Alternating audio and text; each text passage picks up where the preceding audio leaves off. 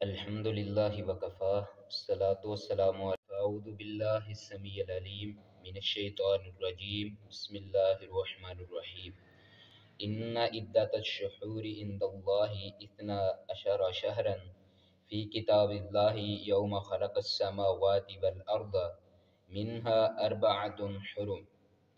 اللہ تعالیٰ نے قرآن کریم کے اس مقام پر ارشاد فرمایا ہے کہ اللہ تعالیٰ کے ہاں جب سے زمین و آسمان بنے ہیں مہینوں کی تعداد 12 ہے اور ان میں سے 4 حرمت والے ہیں۔ وہ کون کون سے ہیں؟ ہمیں احادیث کی طرف آنا پڑے گا۔ صحیح بخاری کے اندر حدیث مبارکہ آتی ہے، رسول اللہ صلی اللہ علیہ وسلم نے ارشاد فرمایا حرمت والے مہینے 4 ہیں، 3 ایک ساتھ آتے ہیں اور ایک علیحدہ سے آتا ہے۔ جو 3 ایک ساتھ آتے ہیں ذی القعدہ، ذی الحجہ، محرم، اور جو علیحدہ سے آتا ہے وہ رجب کا مہینہ ہے۔ اور ابھی رجب کا مہینہ شروع ہوا ہے، اس میں کافی سارے لوگ کافی ساری خرافات کرتے ہیں، اور ان خرافات کا اسلام کے اندر کوئی بھی اور کہیں سے بھی صحیح سند کے ساتھ ثبوت نہیں ہے۔ ان میں سے کچھ آپ کے سامنے میں رکھوں گا۔ اللہ تعالیٰ صحیح معنوں میں ہمیں صحیح اسلام پر عمل پیرا ہونے کی توفیق عطا فرمائے۔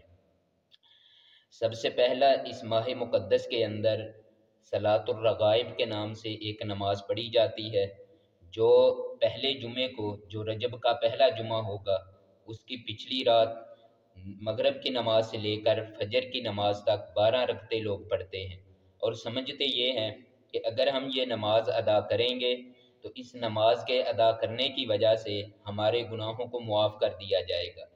اس کا اسلام کے اندر کہیں سے بھی صحیح سند کے ساتھ کوئی ثبوت نہیں ملتا، بلکہ مختلف ائمہ اکرام اس کے بارے میں مختلف چیزیں ارشاد فرماتے ہیں۔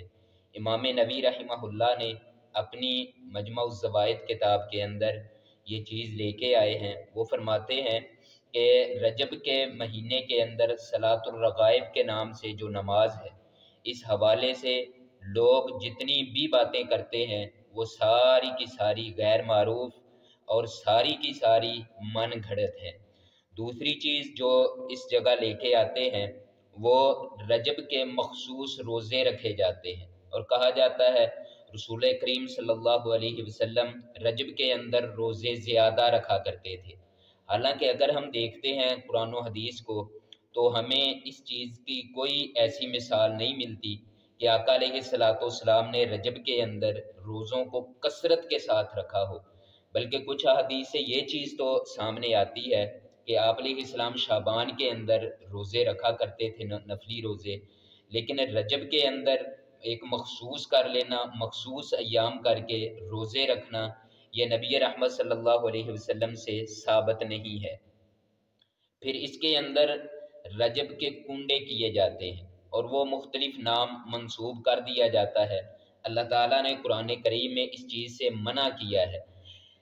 مختلف قرآن کے مقاموں پہ اللہ تعالیٰ فرماتے ہیں انما حرم علیکم المیت والدم ولحم الخنزیر وما اہل بہ لغیر اللہ، جو چیزیں اللہ نے حرام کی ہیں، مردار حرام، بہتا ہوا خون حرام، اور اس کے ساتھ ساتھ خنزیر کا گوشت حرام، اور ساتھ ہی اللہ تعالیٰ فرماتے ہیں جس چیز پہ غیر اللہ کا نام لیا جائے گا، منسوب کر دی جائے گی غیر اللہ کی طرف، اللہ کے علاوہ کسی اور کی طرف، وہ چیز بھی حرام کر دی جاتی ہے۔ ایک صحابی نبی رحمت صلی اللہ علیہ وسلم کے پاس آتا ہے اور کہتا ہے اللہ کے نبی، میں نے ایک منت مانی تھی کہ اگر میری یہ حاجت پوری ہو تو میں فلاں جگہ جا کر کے ایک اونٹ ذبح کروں گا۔ تو آقا علیہ السلام نے فرمایا وہاں میلہ تو نہیں لگتا؟ آقا جی نہیں، کوئی میلہ نہیں لگتا۔ پھر نبی علیہ السلام نے فرمایا وہاں جہلیت کی رسموں میں سے کوئی رسم تو نہیں ہے؟ آقا جی ایسا بھی نہیں ہے۔ پھر نبی رحمت صلی اللہ علیہ وسلم نے فرمایا وہاں کوئی بت تو نہیں ہے؟ آقا جی بت بھی نہیں ہے۔ یہ ساری تحقیقات کرنے کے بعد آقا علیہ السلام فرماتے ہیں ٹھیک ہے، اگر یہ چیزیں نہیں ہیں تو اپنی نظر کو پورا کر لے۔ یہ ساری چیزیں آنے کے بعد لیکن یہاں رجب کے ماہ مقدس کے اندر یہ حرمت والا مہینہ تھا، یہاں اللہ تبارک و تعالیٰ نے ہمیں فرمایا تھا کہ اس کے اندر ظلم نہیں کرنے، یہاں اللہ تعالیٰ نے ہمیں فرمایا تھا کہ اس ماہ مقدس کے اندر ظلم پہ اپنے آپ کو ظلم کے اندر نہیں لے کے جانا۔ اللہ تعالیٰ نے ہمیں فرمایا تھا کہ تم نے اللہ کی فرما برداری کے اندر اس ماہ مقدس کو گزارنا ہے، لیکن جتنی بدعات اس ماہ مقدس کے اندر آ چکی ہیں شاید ہی کسی اور ماہ مقدس کے اندر ہوں۔ یہ ماہ مقدس حرمت والا مہینہ ہے، اور حرمت والے مہینے کے اندر اتنی زیادہ بدعات کی جاتی ہیں۔ اور پھر ایک چیز اور کہی جاتی ہے، کہا جاتا ہے جی رجب میں عمرہ کرنا سارے مہینوں کے اندر عمرے کرنے سے زیادہ افضل اور بہتر ہے۔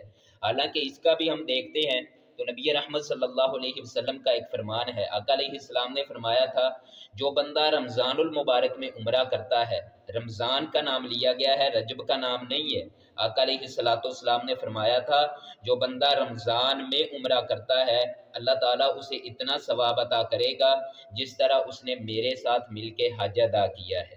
یہ رمضان کی بات ہو رہی ہے، رمضان کے اندر عمرہ کرنے کی بات ہے۔ اگر بندہ رمضان المبارک کے اندر عمرہ کرے گا، لیکن یہ ساری چیزیں رجب کے ساتھ منسوب کر دی جاتی ہیں اور یہ سارے گناہ کے کام رجب کے اندر کیے جاتے ہیں، تو ہمیں چاہیے ہم صحیح احادیث کی طرف آئیں، قرآن کی طرف آئیں، ہمیں پتہ چلے صحیح اسلام قرآن اور صحیح احادیث کے اندر ہے۔ اللہ تعالیٰ صحیح معنوں میں ہمیں قرآن و حدیث کے مطابق اپنی زندگی کو بسر کرنے کی توفیق عطا فرمائے۔ وما توفیق الا باللہ العلی العظیم، وآخر دعوانا الحمد للہ رب العالمین۔